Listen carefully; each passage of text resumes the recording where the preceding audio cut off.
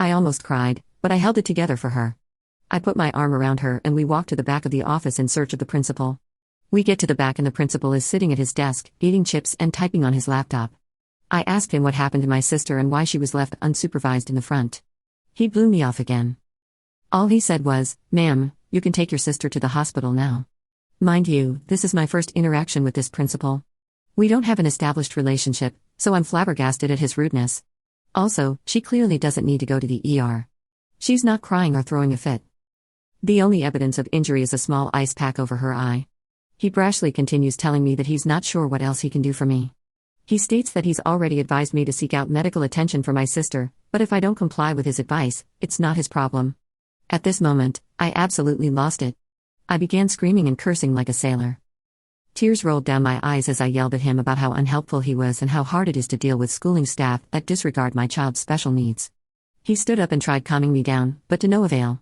I went on and on about how he should be more compassionate for his students and that he would understand if he had siblings. At this moment, his demeanor went from worried to infuriated. He began yelling back at me. He told me he lost his first sibling a couple months ago due to a freak car accident. He said I have no right to judge his authority and he's trying his best to overcome his own personal circumstances. He told me that if his sibling was alive right now, he would take him to the hospital without hesitation rather than storming to the back of the office and causing a ruckus in front of his child. I froze. I truly didn't have anything to say. I felt horrible for losing my temper and criticizing this man. However, at the same time, I knew my sister did not need medical attention for a bruised eye. I don't know his financial circumstances, but I know that I can't afford outrageous hospital prices unless it's severe. I looked down at my sister who seemed calm but confused. She's looking up at me with her head turned to the side and biting her finger for context. Autistic children will bite or chew on their fingers in order to alleviate anxiety or stress, and this is definitely a stressful and anxiety-inducing situation I've put my sister in.